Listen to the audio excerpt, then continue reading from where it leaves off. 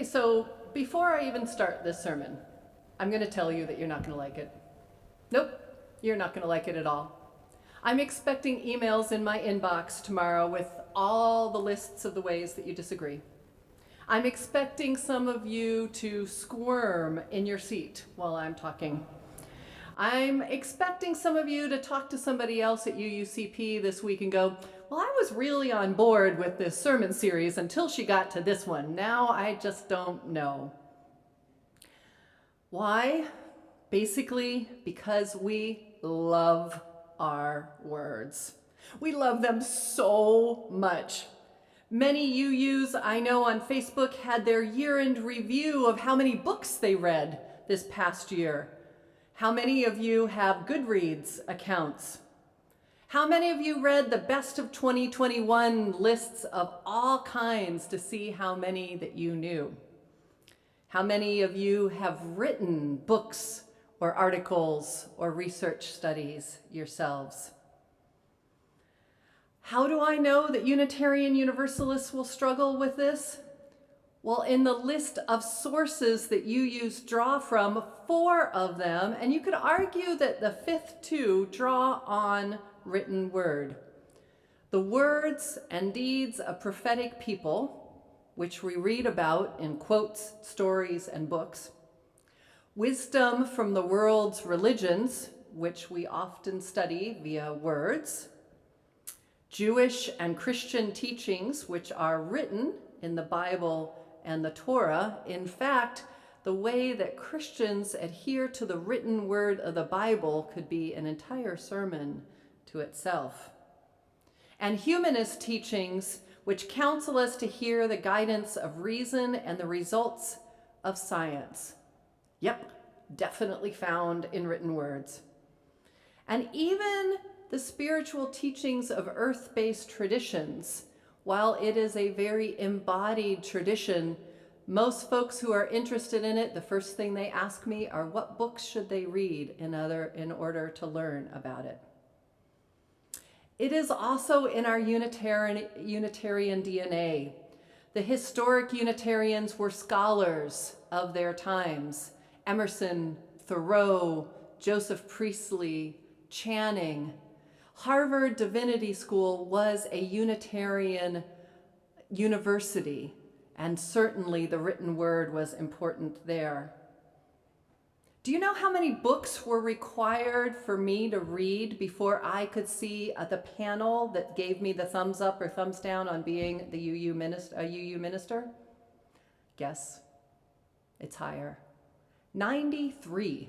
I had to read 93 books, and that does not include all of the books I had to read in seminary.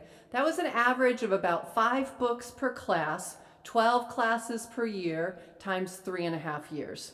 That was about 180 books that I read in seminary, not including hundreds of articles and research abstracts. We love our words, our written words. I get it. I do too. And I am not saying that the written word hasn't been used to fight racism or oppression and doesn't have value. That is not what I am saying. Thanks to authors like Toni Morrison and Alice Walker and James Baldwin and Sitting Bull, we use words to access language of collective liberation, words that support us, reflect us back to ourselves, tell our stories, and nurture us on this freedom path. But perhaps, maybe, might you admit that we take this written word thing a little bit too far in our culture? Maybe just a little. Now, here's the big caveat about this sermon series. It's a reminder that I am talking about white supremacy culture. I am not talking about how white folks think versus how folks of different colors think. I am talking about the Western culture that we are all a part of. And the point of these characteristics is to point out how we've distanced ourselves from being in relationship with each other and ourselves. They're not saying that they're inherently bad. They're saying that that disconnection is a result of the culture, and we're looking for antidotes for how we can be more in relationship with others and ourselves. Because that is the first step of overcoming racism. My explanations here today and for all of these draw heavily from Tima Akun's work around these characteristics. Okay, so how does worship of the written word show up? Well, have you ever thought that a rule doesn't exist unless it's written down in a memo or a policy? Have you ever judged someone if they don't say or write something that is grammatically correct? Do you look for citations? And if you see them, do you automatically assume something with a citation is more credible? Do you get annoyed when people or communities don't respond to your written communication? Whether you mean to or not, do you value people who have strong documentation or writing skills over others, even if their job or their role is more about relating to people than it is to writing? If you hear some information, say one is told through a story or one is told through facts, which one do you believe more? And let's admit it, in so many parts of our society, how well you can write and communicate leads to how much status you have in that society. Those who don't have more ownership, those who have more of that ownership, that copyright, that byline, whatever it is, might have more ownership of knowledge. Those in higher education, you all know this very well. The publish or perish idea values the written word over excellence in your teaching, in other areas, in relating to students, whatever it might be.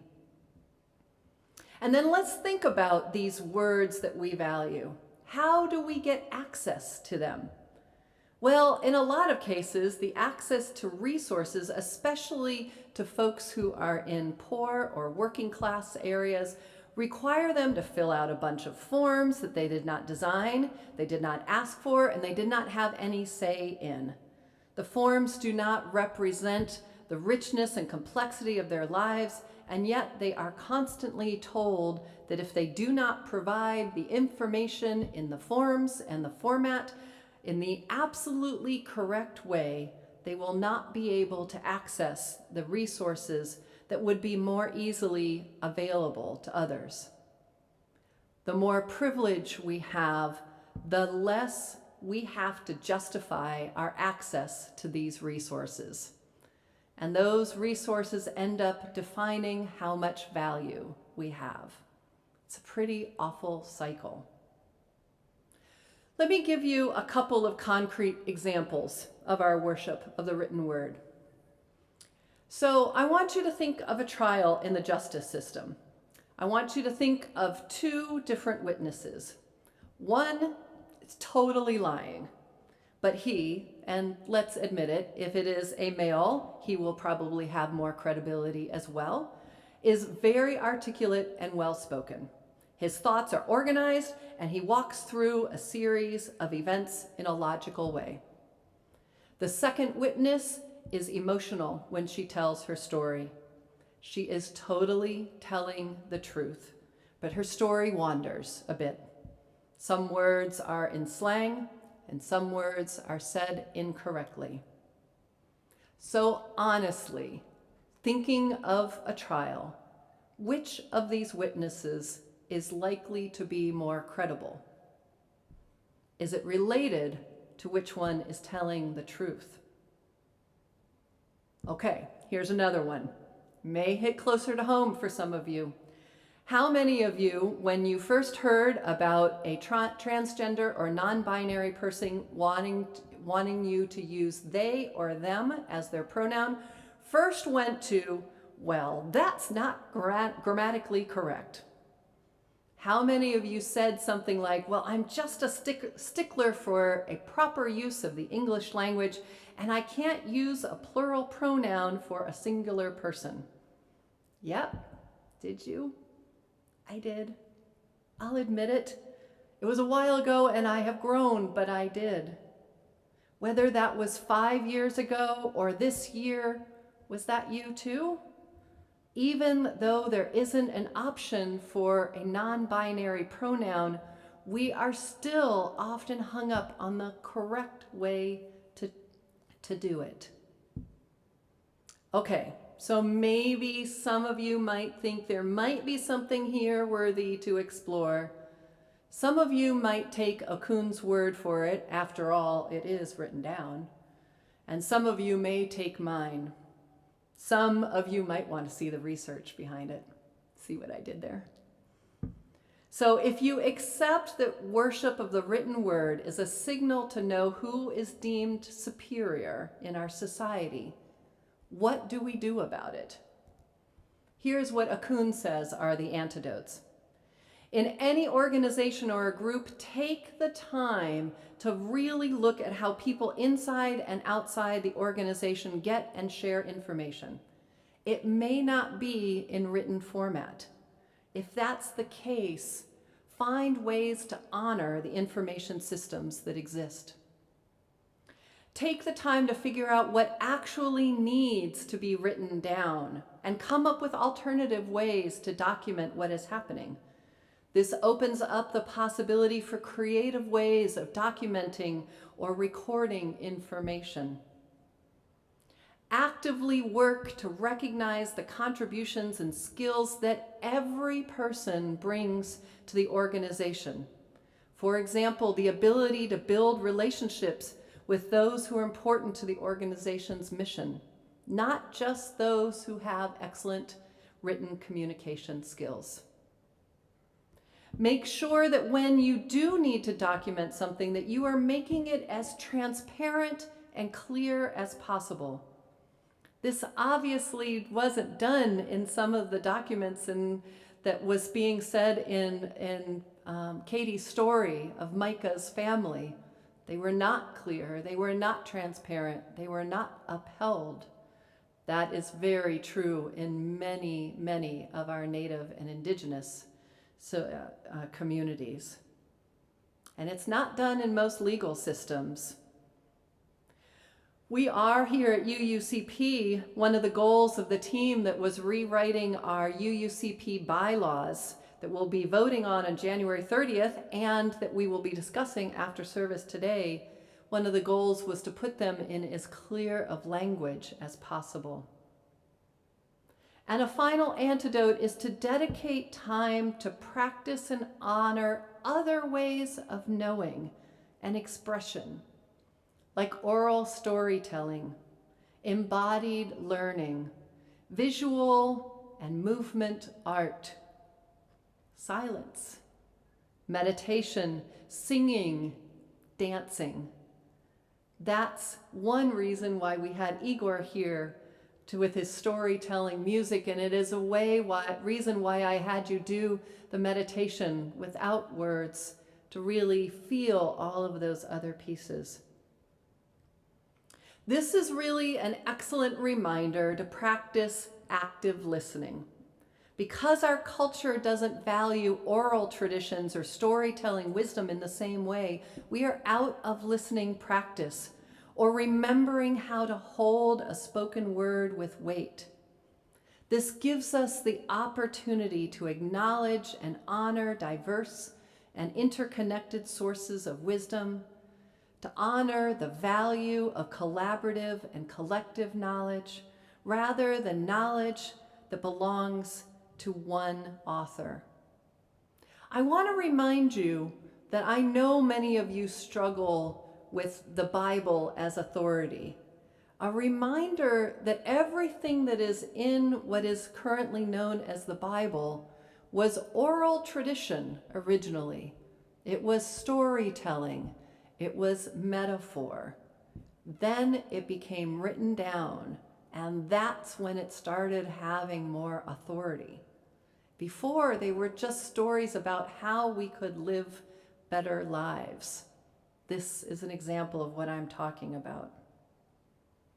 Really, it's an amazing opportunity to kind of loosen our grasp. I am not telling you that you have to let go of your written word, but to loosen some of the grasp of it and see ourselves as part of a continuing stream of knowledge.